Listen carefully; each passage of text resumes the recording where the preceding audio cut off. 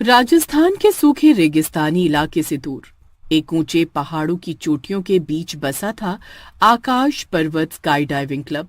मोहित ने अपने साथ बैठे दोस्त को बताते हुए कहा, देखो, ये जगह अपने नज़ारे, ठंडी हवा और रोमांच के लिए प्रसिद्ध थी। यहाँ राकेश मलिक 60 साल के आसपास एक रिटायर्ड एयरफोर्स ऑफिसर इस क्लब का मालिक और प्रशिक्षक है। उसकी तेज तर्रार आंखें, अनुभव की झुर्रियां और गंभीर चेहरा उसे एक कठोर पर भरोसेमंद इंसान बनाते हैं। राकेश ने अपने जीवन में कई स्काई डाइवर्स को प्रशिक्षित किया है, लेकिन वो कभी भी रात में उड़ान भरने की इजाजत नहीं देता है। अच्छा, ऐसा क्यों? उसके लिए रात का अंधेरा और ऊंचाई खतरनाक मानी जाती है। वो दोनों चले जाते हैं, लेकिन उस शाम क्लब के मुख्य हॉल में एक अजीब सी हलचल थी। दरवाजा खुला और एक महिला आई।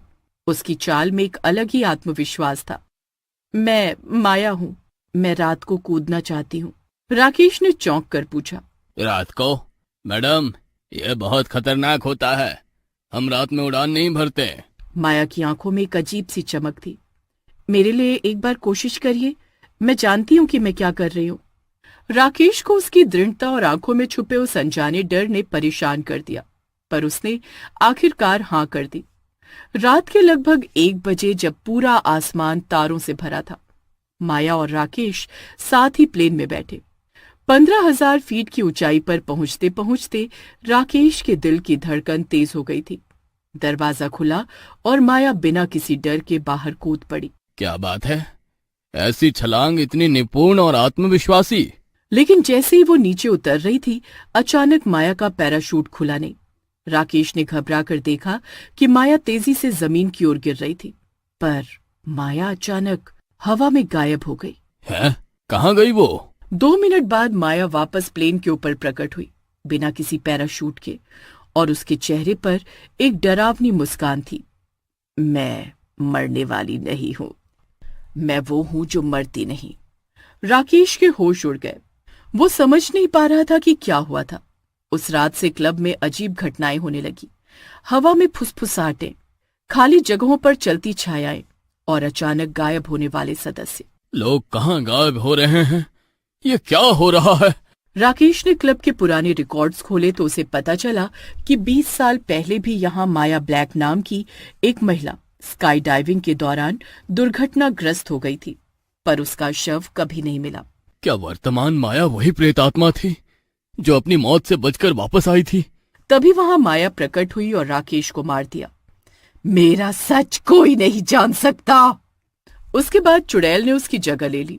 फिर क्लब के सदस्य एक एक कर गायब होने लगे और माया का भय धीरे धीरे सब पर छा गया। कुछ दिन बाद आकाश पर्वत स्काई डाइविंग क्लब में नई बैच के 5 युवा सदस्य आए। रीना, गौरव, फहाद, निकी और जय। सबके चेहरे पर उत्साह था, लेकिन किसी के अंदर कहीं न कहीं एक बेचैनी भी थी। मेरी पहली बार स्काई डाइविंग है। उसने महसूस किया कि माया की मौजूदगी हर वक्त उसके आसपास थी। मेरे बालों में ऐसा लग रहा है जैसे कोई अदृश्य हाथ छू रहा हो। फिर उन्हें माया दिखने लगी। पहली रात गौरव ने साहस जुटाकर कूदने का फैसला किया। उसने माया से कहा, तुम्हें लगता है कि रात में कूदना सही है? डर से बाहर आओ, तब समझोगे असली उड़ान क्या होती है। गौरव ने जहाज के दरवाजे से छलांग लगाई, लेकिन कुछ ही सेकंड में उसकी चीख गूंज उठी।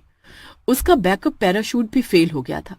हवा में किसी ने धीमी आवाज में कहा, गिरो, मैं पकड़ लूंगी। गौरव जमीन की ओर गिरा, लेकिन उसका कोई निशान नहीं मिला। क्लब में सन्नाटा छा गया। रीना का दिल दहल गया।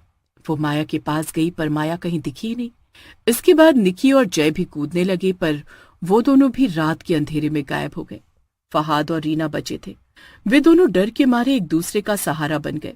ये माया कोई सामान्य इंसान नहीं, ये कोई प्रेतात्मा हो सकती है। रीना डर गई, लेकिन उसने हिम्मत जुटाई। दोनों ने तय किया, हमें माया के रहस्यों को सुलझाना जरूरी है, नहीं तो हम भी गायब हो जाएंगे। फहाद और रीना ने मिलकर उस दिन पुराने क्लब के रिकॉर्डर और दस्तावेजों को खंगालना शुरू किया। देखो, माया ब्लैक नाम की महिला 1998 में इसी क्लब में स्काई डाइविंग करने आई थी। वो एक विदेशी थी जो स्काई डाइविंग की दुनिया में बहुत नामी और निपुण मानी जाती थी। लेकिन उसकी अंतिम उड़ान में कुछ अजीब हुआ था। जब वो 15,000 फीट की ऊंचाई से कूदी तो उसके पैराशूट ने काम करना बंद कर दिया। वो नीचे गिर गई पर उसका कोई शव कभी नहीं। इसके बाद कई लोगों ने कहा कि माया की आत्मा क्लब में भटकती है, जो खुद को पूरा करने के लिए वापस आई है। रीना ने डर के बावजूद कहा, हमें इस प्रेतात्मा का सामना करना होगा, हमें पता लगाना होगा कि वो चाहती क्या है। फहाद ने एक योजना बनाई। सुनो, हम माया की अगली उड़ान पर नजर रखेंगे और उसके पीछे छुपे रहस्य का पर्दाफाश करेंगे। रात हुई और माया फिर से क्लब में प्रकट हुई। उसकी आंखों में एक लालिमा और चेहरे पर अजीब चमक थी। दोनों ने छुपकर उसको देखा। रीना, ये तो अकेले ही प्लेन की तरफ बढ़ रही है। जैसे ही माया ने कूदने की तैयारी शुरू की, अचानक हवा में एक ठंडी आवाज गूंजी। तुम्हें डरना नहीं चाहिए, पर सच में भागना भी बेकार है। फहाद बाहर निकला और हिम्मत करके माया से पूछा, तुम कौन हो और यहाँ क्यों आई हो? माया ने धीरे से कहा, मैं वो हूं जिसे मौत छू नहीं पाई। मैं उस उड़ान की कगार पर फंसी आत्मा हूं जो आजाद होना चाहती है। उसकी आवाज में दर्द था, पर साथ ही साथ एक खतरनाक आत्मविश्वास भी। रीना ने कहा, अगर तुम शांति चाहती हो तो हमें बताओ कि तुम्हारा असली मकसद क्या है। माया ने मुस्कुराते हुए कहा, मेरे साथ जुड़ी हुई आत्माएं अभी भी इस क्लब में फंसी हैं। वे मेरा इंतजार कर रही हैं कि मैं उन्हें आजाद करूं, पर मेरी आजादी के लिए तुम्हें भी मेरे साथ एक आखिरी उड़ान भरनी होगी। फहाद और रीना की सांसें तेज हो गई। वे जानते थे कि ये उड़ान उनके जीवन की सबसे खतरनाक उड़ान होगी। ठीक है, अगर तुम यही चाहती हो तो। रात का अंधेरा पूरी तरह छा चुका था। माउंट स्काई क्लब का माहौल एक अनजान भय से घिरा हुआ था। रीना और फहाद दोनों ने गहरी सांस लेकर खुद को हिम्मत दी। उन्होंने तय किया था कि इस रात माया के साथ कूदेंगे और उस रहस्य का पर्दाफाश करेंगे जो वर्षों से इस क्लब पर छाया हुआ था। प्लेन की चक्कियां घूम रही थीं और माया अपने पुराने स्काई सूट में सजी थी। उसकी आंखों में लालिमा और चेहरे पर रहस्यमय चमक थी। जैसे ही प्लेन ने 15,000 फीट की ऊंचाई पकड़ी, दरवाजा खुला। तीनों ने छलांग लगाई। माया, रीना और फहाद। हवा में ठंडी लहर दौड़ी। माया की आवाज गूंज उठी, अब तुम्हें मेरे साथ उस आखिरी सच्चाई का सामना करना होगा जो इस जगह पर छुपी हुई है। जैसे ही वे नीचे उतर रहे थे, अचानक माया का असली रूप सामने आया। रीना ने चीख लगाई, माया, ये क्या है? तुम सच में चुड़ैल हो? माया ने धीमी आवाज में कहा, हाँ, और मैं यहाँ अपनी बंदी आत्माओं को आजाद करने आई हूँ। तुम लोग मेरी कैद से भाग नहीं सकते। फहाद ने जोर से कहा, हमें एक साथ रहना होगा, तभी बचेंगे। रीना ने सहमति जताई, लेकिन उनके दिल दहल रहे थे। तभी नीचे जमीन पर राकेश और बाकी क्लब के सदस्य बेकाबू होकर दौड़ते दिखे। रीना और फहाद हवा में घिरी काली छाया से लड़ते हुए नीचे उतरने की कोशिश कर रहे थे। तुम लोग मेरी गिरफ्त से नहीं बच सकते। ये स्काई डाइविंग क्लब मेरी मौत का साक्षी है और अब मेरा साम्राज्य है। तुम ही मेरी आखिरी पीड़ा का अंत करोगे। रीना ने फहाद को पकड़ते हुए जोर से कहा, हमें अपनी हिम्मत जुटानी होगी, हमें इस चुड़ैल को हराना होगा।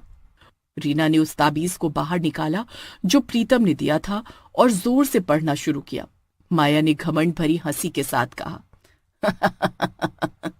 इतने सालों से मैं फंसी हूं, पर कोई मुझे आजाद नहीं कर पाया। तुम सोचते हो कि ताबीज मुझे रोक पाएगा? लेकिन तभी अचानक ताबीज से निकलती हुई एक तेज रोशनी ने माया को घेर लिया। नहीं, ये कैसे हो सकता है?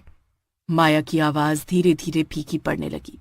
आखिरकार माया की छाया हवा में बिखर गई और वो एक सामान्य महिला की तरह नीचे गिर पड़ी। रीना और फहाद ने तुरंत पैराशूट खोला और सुरक्षित जमीन पर उतरे। प्रीतम और बाकी सदस्य भी दौड़ते हुए उनके पास आए। तुम दोनों ने बहादुरी दिखाई, अब ये क्लब फिर से सुरक्षित है। पर रीना ने झिझकते हुए पूछा, क्या सच में माया ने सभी आत्माओं को आजाद कर दिया है?